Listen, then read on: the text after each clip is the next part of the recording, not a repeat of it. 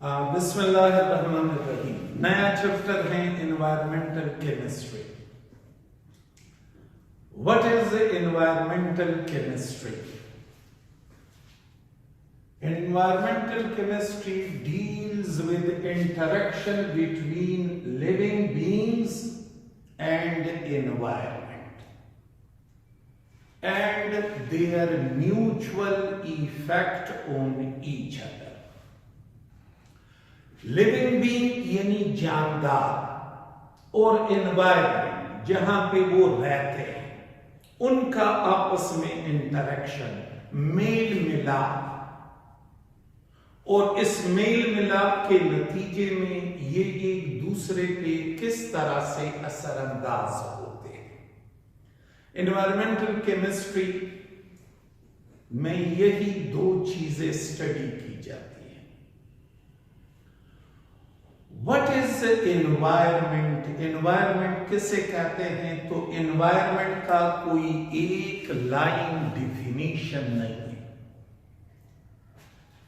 Environmental components का मुश्तरक नाम है। एनवायरमेंट के कंपोनेंट्स ये हैं: lithosphere, hydrosphere, atmosphere. Lithosphere means rigid Rocky crust.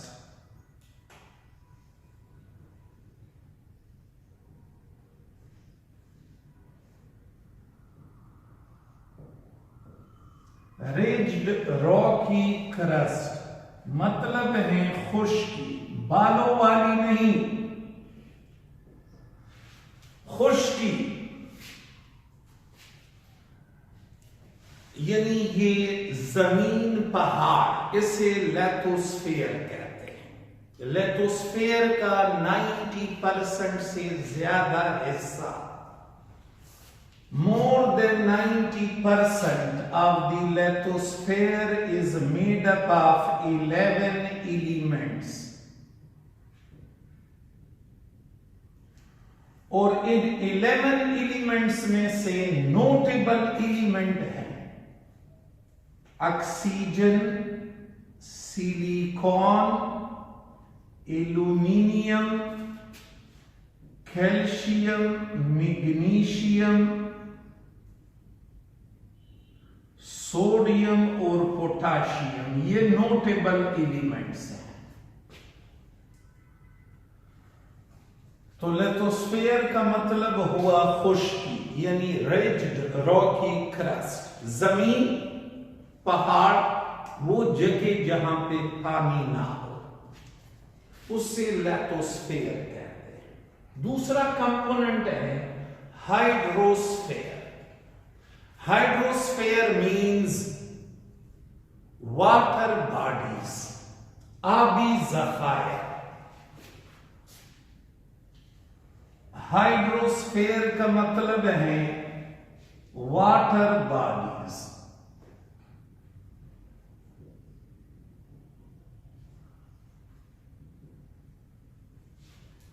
और वाटर बॉडीज में इंक्लूडेड हैं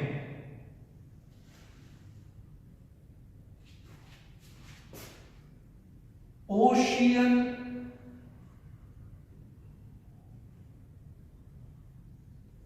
ग्लेशियर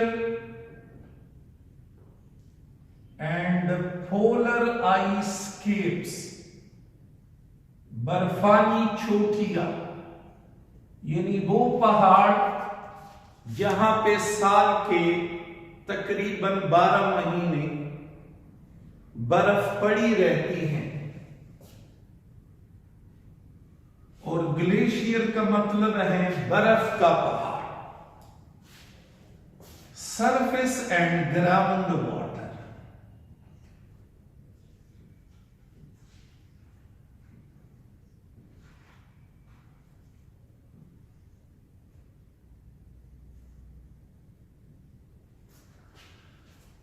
दुनिया की पानी का 97% ये बहरों में पाया जाता है, ओशियन में।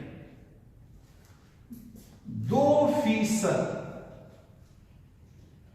ये ग्लेशियर और पोलर आइस केप्स में, और सिर्फ 1% वाटर सरफेस और अंडरग्राउंड वाटर, ये मैंने ग्राउंड लिखा है, सॉरी, दिस इज अंडरग्राउंड।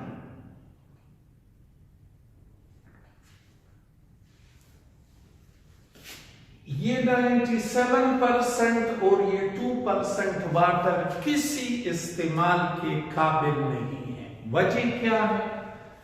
इसमें ढेर सारी बैक्टीरिया और साल्ट्स होते हैं, हम किसी भी मकसद के लिए इसे इस्तेमाल नहीं कर सकते सिवाय बहरी जहाज चलाने के।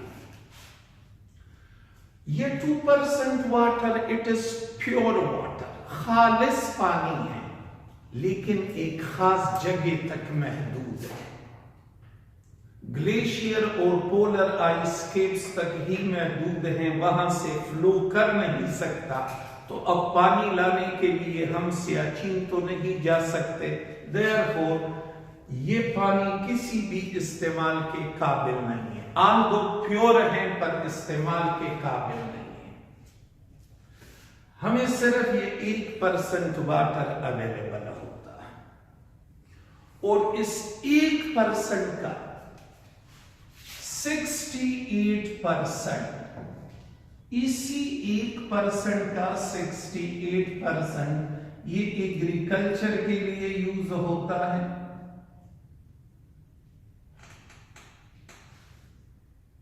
28% इंडस्ट्रियल पर्पसेस के लिए,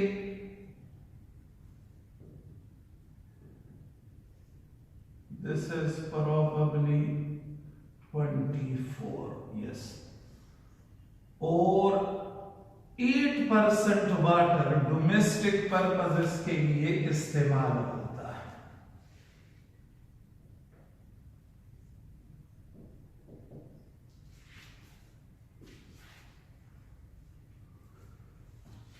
ओके, तो ये 2 कंपोनेंट्स हो गए। तीसरा कंपोनेंट है एटमॉस्फेयर। खुश्की और पानी के ऊपर ये जो गैसेस की चादर पड़ी होती हैं, it is called atmosphere. Atmosphere की बुलंदी है 1000 किलोमीटर। सतह समंदर से लेकर किस हाइट तक? 1000 किलोमीटर तक ये जो रीजन है इसे एटमॉस्फेयर कहते हैं। एटमॉस्फेयर को मुख्तलिफ जोन में डिवाइड किया जाता है, ट्रोपोस्फेयर, स्ट्रेटोस्फेयर, मीजोस्फेयर, थर्मोस्फेयर और एक्सोस्फेयर। सतह समंदर से लेकर 11 किलोमीटर तक ये जो रीजन है इसे ट्रोपोस्फेयर कहते हैं, और ट्रोपोस्फेयर में ये सब्सटेंसेस पाए जाते हैं, नाइट्रोजन, ऑक्सीजन, कार्बन डाइऑक्साइड और मॉइस्चर, और भी, लेकिन ये 4 मेन कंपोनेंट्स हैं। सबसे ज्यादा परसेंटेज नाइट्रोजन की, तकरीबन 78% नाइट्रोजन होता है, 20% ऑक्सीजन, 20% से थोड़ा सा ज्यादा, और ये लेस देन 2% ये और चीजें हैं। इसमें नोटेबल ये कार्बन डाइऑक्साइड है, कितना होता है? 0.04%। ओके, ट्रोपोस्फेयर के बारे में एक और इंपॉर्टेंट बात, और वो इंपॉर्टेंट बात ये कि इस रीजन में जब आप नीचे से ऊपर की जानिब जाओगे तो टेम्परेचर इंक्रीज नहीं बल्कि डिक्रीज होगा। सपोज नीचे वाली जगह का टेम्परेचर है 0 डिग्री सेंटीग्रेड, तो जब आप ऊपर जाओगे टेम्परेचर विल डिक्रीज। यही वजह है कि वो इलाके जो सतह समंदर से बुलंदी पे हो वो ठंडे होते हैं, सर्दियों में वहां बर्फ पड़ती है, गर्मियों में मौसम काफी अच्छा होता है, ठंडा होता है। ऐसा क्यों है? Why temperature decreases with altitude? यहां पे है गैसेस, यहां पे है गैसेस। जब रेडिएशन सूरज की तरफ से आते हैं और ग्लोब को यानी जमीन को हिट करते हैं तो ये रेडिएशन एनर्जेटिक होते हैं, ये तो इन गैसेस से पास होते हैं। लेकिन फिर जब यहां से जमीन रेडिएशन एमिट करती है तो ये रेडिएशन ऊपर जा नहीं सकते, नीचे ट्रैप हो जाते हैं, रुक जाते हैं।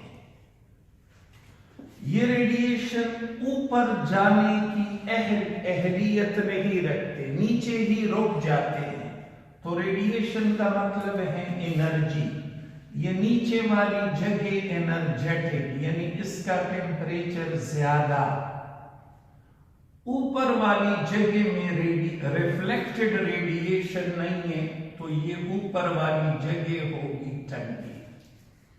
तो ट्रोपोस्फेयर में जब हम नीचे से ऊपर जाते हैं टेम्परेचर डिक्रीज होता है। अगर आपने एरोप्लेन में सफर की हो तो जब आप कंप्यूटर को, एरोप्लेन के अंदर लगे हुए कंप्यूटर को देखते हो, वहां पे टेम्परेचर शो होता है -50, -51, -52, -53 के रेंज में। स्ट्रेटोस्फेयर ट्रोपोस्फेयर के बाद शुरू होती है। अब आपने ये बात जहन में रखनी है कि जिस ईयर में हम घूमते फिरते हैं, जो हमें इंटरेक्ट, जिनके साथ हमारा वास्ता होता है, वो इनफैक्ट एटमॉस्फेयर का कौन सा पोर्शन है? ट्रोपोस्फेयर कहलाता है। स्ट्रेटोस्फेयर 11 किलोमीटर के बाद शुरू होता है और 50 किलोमीटर पे खत्म होता है। और इसका मेन कंपोनेंट है ओजोन, O3। ओजोन कैसे स्ट्रेटोस्फेयर में मौजूद है? Although it is heavier than oxygen, तो ये फिर जब हम डिप्लीशन ऑफ ओजोन पढ़ेंगे वहां पे मैं आपको समझा दूंगा कि ये ओजोन कैसे स्ट्रेटोस्फेयर में पाया जाता है। इसी चैप्टर में आगे टॉपिक फिर आ रहा है डिप्लीशन ऑफ ओजोन, वहां पे फिर ये हम पढ़ेंगे कि ये क्यों ऑक्सीजन से ऊपर पाया जाता है, although it is heavier than oxygen. अच्छा, ट्रोपोस्फेयर स्ट्रेटोस्फेयर में जब हम इसके बाद स्ट्रेटोस्फेयर शुरू होती है और यहां जब हम नीचे से ऊपर की जानिब जाएंगे टेम्परेचर विल इंक्रीज। नीचे वाली जगह ठंडी, जूं हम ऊपर जाएंगे टेम्परेचर इंक्रीज होगा। ऐसा क्यों है? यहां टेम्परेचर डिक्रीज और यहां temperature increase. This is because ozone में कुदरत ने, रब ने ये खूबी रखी है कि ये यूवी रेडिएशन को नीचे आने से रोकता है, उसे वापस ऊपर की जानिब पर रिफ्लेक्ट करता है। तो चूंकि रेडिएशन ऊपर की जानिब जाती है, देयरफॉर ये ऊपर वाली जगह गर्म होगी, नीचे वाली जगह ठंडी। मेसोस्फेयर ये 50 किलोमीटर से लेकर तकरीबन 85 किलोमीटर तक। ये थर्मोस्फेयर ये तकरीबन 500 किलोमीटर तक। और 500 किलोमीटर से ऊपर जो रीजन है उसे एक्सोस्फीयर कहते हैं। इन दोनों में मॉलिक्यूलर केटाइंस होते हैं, मॉलिक्यूलर केटाइंस, यानी positively charge molecule O2 plus, NO2 plus etcetera molecular cation होते हैं। हमारे इंटरेस्ट के में सिर्फ और सिर्फ ये दो जगह, ट्रोपोस्फेयर, स्ट्रेटोस्फेयर। ओके, तो लेथोस्फेयर, हाइड्रोस्फेयर और एटमॉस्फेयर, इन तीनों को कलेक्टिवली एनवायरनमेंट कहते हैं। एनवायरनमेंट का वो हिस्सा जहां पे जिंदगी मुमकिन हो, उस हिस्से को बायोस्फीयर कहते हैं। What is biosphere? बुक में बायोस्फीयर इस एनवायरनमेंट का कंपोनेंट लिखा है। No, it is not component of the environment, it is in fact lithosphere, hydrosphere and troposphere. इन तीनों को, लेथोस्फीयर को, हाइड्रोस्फीयर को और ट्रोपोस्फीयर को, इन तीन जगहों को कलेक्टिवली बायोस्फीयर कहते हैं। What is biosphere? Part of the environment which support life. Environment का वो हिस्सा जो जिंदगी को सपोर्ट करे, जहां पे जिंदगी मुमकिन हो, उसे बायोस्फीयर कहते हैं। बायोस्फीयर में कौन कौन सी जगह इंक्लूडेड हैं? लेथोस्फीयर, हाइड्रोस्फीयर और ट्रोपोस्फीयर। इन तीनों को कलेक्टिवली बायोस्फीयर कहते हैं।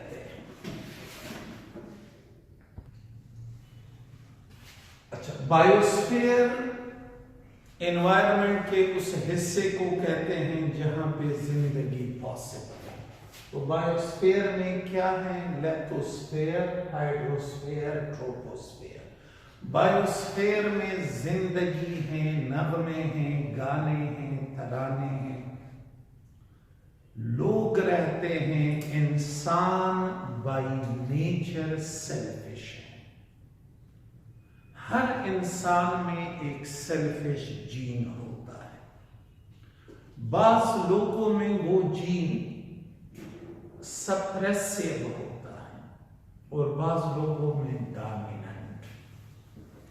जिन लोगों में ये सेल्फिश जीन डोमिनेंट हो, उससे आप जीत नहीं सकते। Shortly, human by nature selfish है। हर इंसान में सेल्फिश जीन होता है। वो अपनी मतलब की चीज एनवायरनमेंट से लेता है और बदले में कचरा एनवायरनमेंट में फेंकता है। बेकार चीज एनवायरनमेंट में फेंकता है। आप एप्पल खा रहे हो तो जो आपकी मतलब की चीज है वो आप खा लेते हो और बचा कुचा वैसे फेंक देते हो। तो इंसान घरों में जब हांडी पकती है, सब्जी काटते हैं, तो मतलब की चीज इंसान खुद खा लेता है और कचरा बाहर गली में फेंक देता है।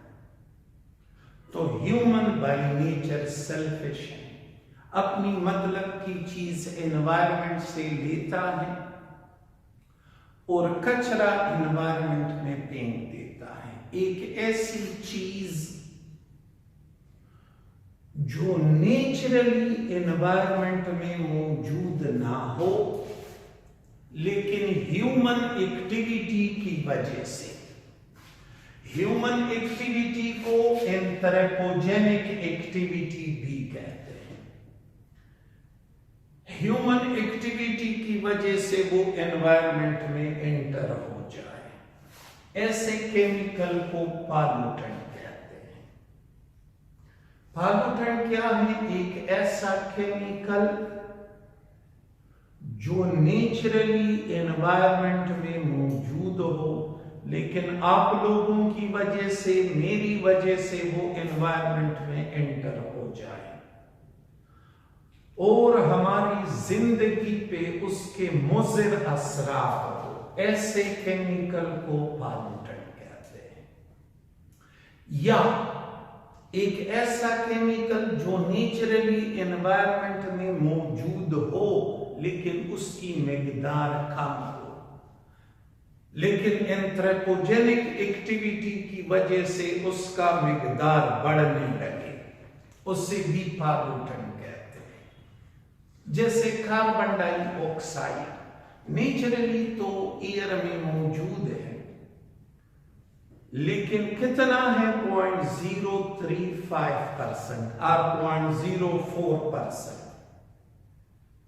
मिकदार कम है, लेकिन ह्यूमन एक्टिविटी की वजह से उसकी मिकदार मुसलसल बढ़ रही है।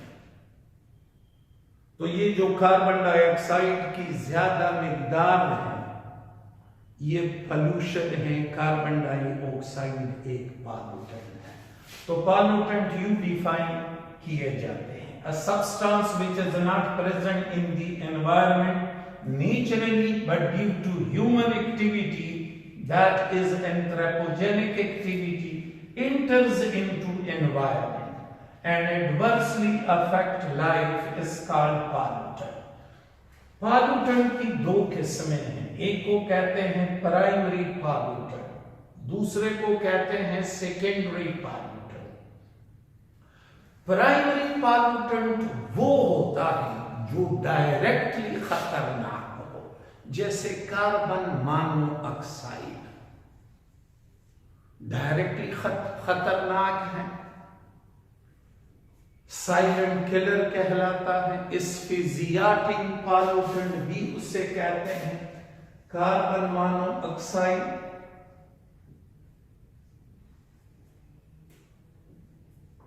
एस्फिजिएटिंग पॉल्यूटेंट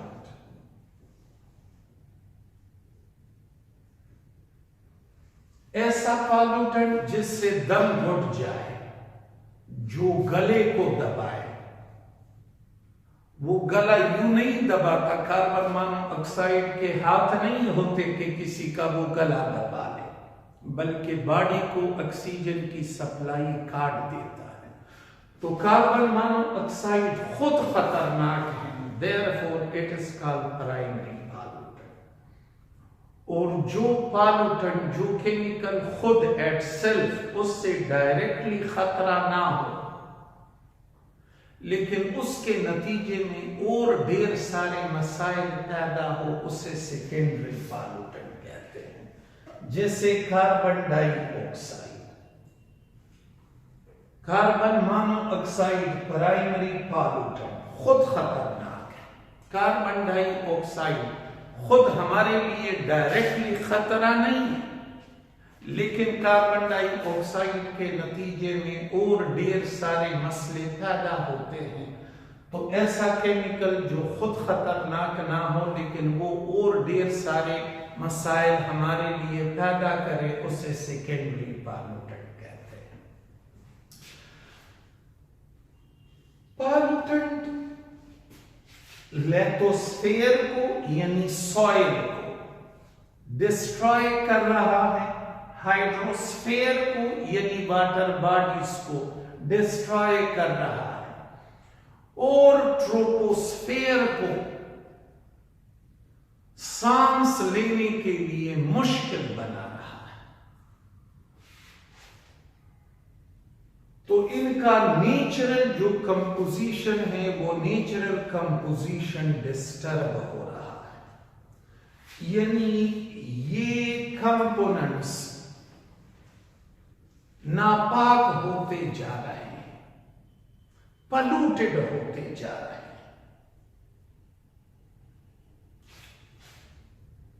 तो लिथोस्फीयर के पोल्यूशन को कहोगे सॉइल पोल्यूशन, हाइड्रोस्फीयर के पोल्यूशन को कहोगे वाटर पोल्यूशन, ट्रोपोस्फीयर के पोल्यूशन को कहोगे एयर पोल्यूशन।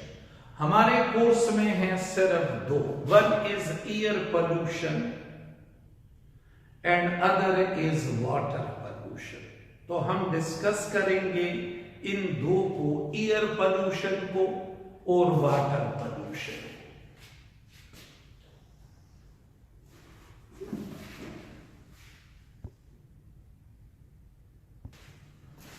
एयर पोल्यूशन, तो एयर पोल्यूशन डिस्कस करने से पहले केमिकल रिएक्शंस अकर इन अनपोल्यूटेड एयर, यानी ऐसी एयर जिसमें पोल्यूशन ना हो, उनमें कौन से रिएक्शन होते हैं? मेनली ये तीन जो मैंने लिखे हैं। ये पहला वाला कहलाता है फोटोसिंथेसिस, ये सनलाइट और क्लोरोफिल की मौजूदगी में होता है। ये reaction H2O plus carbon dioxide give carbonic acid. ये रिएक्शन उस वक्त होगा जब बारिश हो रही हो, during raining, when it rains. और ये देखिए H2O nitrogen oxygen give HNO3। ये रिएक्शन कब होगा? This reaction will occur when it is raining with lightning and thundering, जब गरज चमक के साथ बारिश हो रही हो, तब जाके ये तीसरा रिएक्शन होगा। ये जो एसिड्स बनते हैं ये बारिश के पानी के साथ नीचे आएंगे और ये बारिश के पानी का pH 5.6 कर देते हैं। ये दोनों मिलके बारिश के पानी का pH 5.6 करता है। लेकिन ये बात याद रखनी है कि इस बारिश को जिसका pH इतना हो उसे आप एसिड रेन नहीं कहोगे। क्यों? आल्दो ये जो pH है ये एसिडिक रेंज में है, लेकिन इससे एसिडिक रेन नहीं कहते। वजह ये है कि ये हमारे कंट्रोल में है नहीं, ये कुदरत की तरफ से है। बारिश होती है गरज चमक के साथ, तो उसमें नेचुरली ये रिएक्शन होते हैं, इसमें हमारा कोई अमल दखल नहीं है। ये एसिड बन गए और इसने बारिश के पानी का pH 7 से कम करके 5.6 किया। हाँ, अगर बारिश के पानी का pH इससे कम हो जाए 5.6 से, जो कि अनपोल्यूटेड एयर में होगा नहीं, वो पोल्यूटेड एयर में होगा, तब जाके हम बारिश को एसिडिक रेन कहेंगे। एसिडिक रेन का मतलब हुआ जिस बारिश के पानी का pH 5.6 से नीचे हो, इस रेंज में हो तो एसिडिक रेन नहीं कहलाएगा। ये तीन रिएक्शन अनपोल्यूटेड एयर में होते हैं, लेकिन आजकल एयर इतनी गंदी हो चुकी है कि उसमें ऐरे गैरे रिएक्शन हो रहे हैं। किस वजह से? Due to pollutant. कौन से पॉल्यूटेंट है? तो वो पॉल्यूटेंट है एयर पॉल्यूटेंट्स। तो एयर पॉल्यूटेंट है ये कार्बन के oxide, carbon monoxide, carbon dioxide, NOx means oxides of nitrogen, SOx means oxides of sulphur, O3 ozone, hydrocarbons और पार्टिकुलेट मैटर यानी डस्ट पार्टिकल्स। कार्बन मोनोऑक्साइड और कार्बन डाइऑक्साइड, ये primary pollutant है, ये secondary pollutant है। Carbon monoxide को asphyxiating pollutant कहते हैं।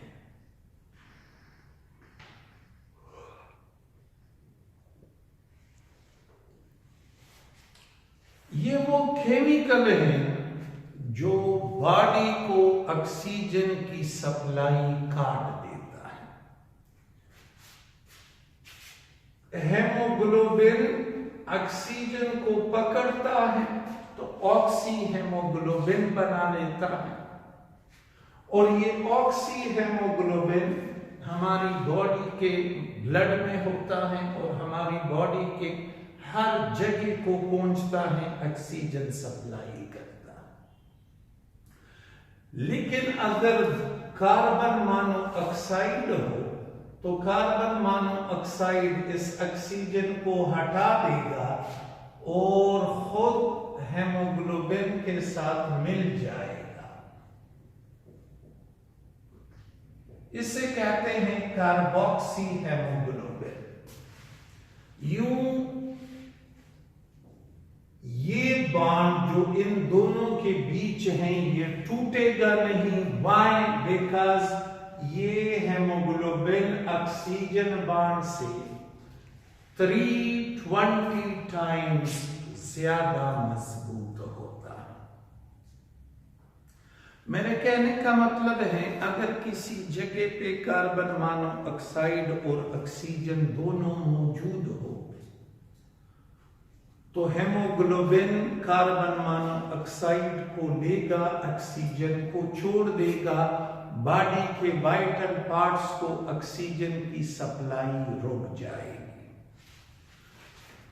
अगर किसी जगह पे तकरीबन कार्बन मोनोऑक्साइड की इतनी माइन्यूट क्वांटिटी हो 750 ppm, तो इस माइन्यूट क्वांटिटी से इंडिविजुअल बेहोश पड़ सकता है और मर सकता है। ये ईयर में जब एंटर हो जाए तो ये सांस लेने में मुश्किल पैदा करती है। ये ईयर में कैसे एंटर होता है? जब हम फॉसिल फ्यूल जलाते हैं, यानी जब हम नेचुरल गैस, पेट्रोल, कोल लिमिटेड ऑक्सीजन की मौजूदगी में जलाएं। नॉक्स, ऑक्साइड्स ऑफ नाइट्रोजन, ये ईयर में एंटर होते हैं इन